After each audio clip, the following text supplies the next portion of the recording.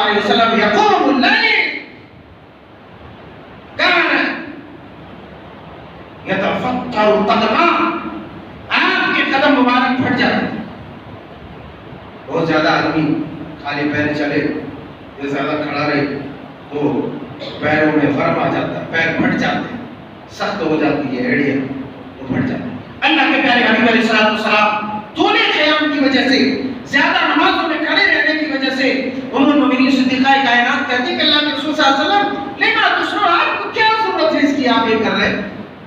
وقد غفر لك ما تقدم من ذنبك وما تأخر، جبکہ آپ کے اگلے پچھلے سب گناہ معاف ہیں، آپ کے کھاتے میں تو کوئی گناہ ہی نہیں ہے، آپ کائیں گے اتنی پریشانی کر رہے ہیں؟ آپ کا پیر پھٹ جا رہا ہے، پیروں میں ورم آ جا رہا ہے، آپ کو پریشانی کرنے کی ضرورت کیا ہے؟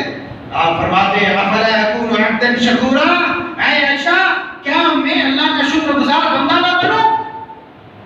ارے تم نے اللہ کو کیا دیا؟ تم نے کس طرح شکریہ ادا کیا؟ اللہ کے رسول تہجد میں قیام اللیل میں اس قدر کھڑے ہو رہے ہیں جبکہ آپ کی کوئی غلطی نہیں، آپ کی کوئی خطا نہیں، مگر اللہ کی رضا کے لیے، اللہ کا شکریہ ادا کرنے کے لیے اس قدر قیام اللیل، اس قدر تہجد کا اہتمام کر رہے ہیں کہ آپ کے مبارک قدمے جو ہے پھٹ جا رہے ہیں اور پیروں میں ورم آ جا رہا ہے. اللہ اکبر.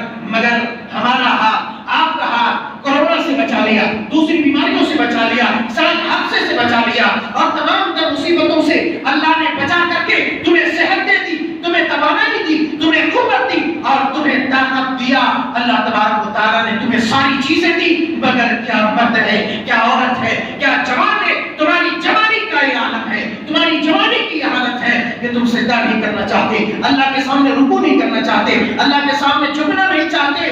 اللہ نے ان تمام حوادث سے، اللہ نے تمام پریشانیوں سے جو تمہیں بچا دیا ہے، تم نے کس چیز کے ذریعے، کس انداز میں تم نے اللہ کا شکریہ ادا کیا؟ کس انداز میں کیا؟ ایک مسلمان